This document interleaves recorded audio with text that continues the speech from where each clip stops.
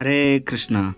ఇప్పుడు మనం దర్శించుకోబోతున్నటువంటి మందిరం తిరువన్నామలై శ్రీనివాస పెరుమాళ్ మందిరం. ఇది శ్రీవిల్లిపుత్తూరులో ఉంది.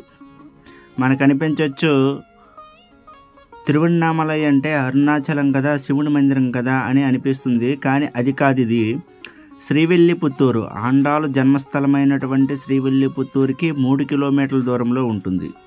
ఇది శివకాశి లేకపోతే మధురై నుంచి మనకి దగ్గర చేరుకోవచ్చు. మన ఆండాల్ గుడికి వెళ్ళిపోయిన తర్వాత అక్కడ నుంచి 3 కిలోమీటర్స్ కాబట్టి చాలా ఈజీ అనమాట. బస్సుల సౌకర్యం విపరీతంగా ఉంటుంది, నో ప్రాబ్లం అనమాట. అద్భుతం ఏంటంటే ఇది కొండ మీద ఉంటుంది. ఇది సేమ్ మనకి తిరుపతిలో వెంకటేశ్వర స్వామి ఎలా ఉంటారో సేమ్ అలాగనే ఉంటారు ఇందులో. అందుకే ఈ మందిరాన్ని దక్షిణ తిరుపతి అని పేరుతో పిలుస్తారు. ఆంధ్రప్రదేశ్ కూడా దక్షిణ భారతదేశంలో ఉంది. అయినప్పటికీ కూడాను ఈ ప్లేస్ని దక్షిణ తిరుపతి అనేసి తమిళ వాళ్ళు పిలుచుకుంటారు. అత్యంత ఫేమస్ అనమాట. దీనికి ఒక 150 మెట్లు ఎక్కి మీదకి వెళ్ళవలసి ఉంటుంది. అడుగుని చూసుకున్నట్లయితే ఒక పుష్కరిణి ఉంటుంది, కోనేరు పుష్కరిణి అంటారు. ఎవరైతే ఆ కోనేరు పుష్కరంలో స్నానం చేస్తారో వాళ్ళ యొక్క అన్ని పాపాలు కూడా నశిస్తాయనేసి అంటారు. అంతేకాకుండా ఏదైతే మనం కొండ చూస్తున్నామో ఈ కొండ మొత్తం కూడా ఆదిశేషువే స్వయంగా భగవంతుడి కోసం కొండలా ఏర్పడ్డాడంట. కాబట్టి ఈ కొండ కూడా అత్యంత పవిత్రమైనదే. ఆ పవిత్రమైనటువంటి కొండ మీదే వెంకటేశ్వర స్వామి వెలిచి ఉన్నారు. ఇంకా మనం కొండ మీదకి వెళ్ళేటప్పుడు తూర్పు దిక్కున మనకి చిన్న గోపాలస్వామి మందిరం అనేసి వస్తుంది. అలాగే పడమర వైపున వనపెచ్చి అమ్మననేసి దుర్గా అమ్మవారి లోకల్ కులదైవం లాంటిది, ఆ అమ్మవారి మందిరం కూడా మనకి కనిపిస్తుంది. ఈ రెండు కూడాను మనం కొండ ఎక్కే మార్గంలోనే ఉంటుంది.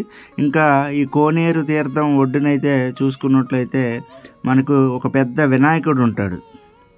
ఆ వినాయకుడైతే చాలా అందంగా మన యొక్క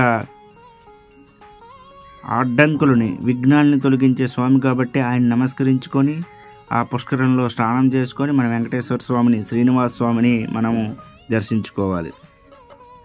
ఇంకా చాలా పండుగలు ఇక్కడ జరుగుతూ ఉంటాయి. ఎస్పెషల్లీ తమిళ మాసమైనటువంటి పురట్టాసి అనేటటువంటి ఒక నెల ఉంటుంది. ఆ 5 శనివారాలు అయితే గరుడ సేవ అనేది జరుగుతుంది.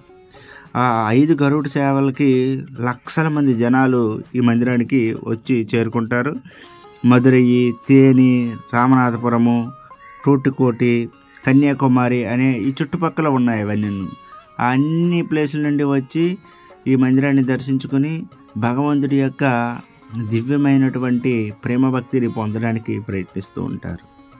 కాబట్టి ఎవరైతే ఆండాల మందిరానికి, శ్రీవిల్లిపుత్తూరు మందిరానికి వస్తారో వాళ్ళు కంపల్సరిగా పక్కనే ఉన్నటువంటి శ్రీనివాస మందిరాన్ని మనం దర్శించుకోవాలి. హరే కృష్ణ హరే కృష్ణ కృష్ణ కృష్ణ హరే హరే, హరే రామ రామ రామ హరే హరే. జయ శ్రీరామ్.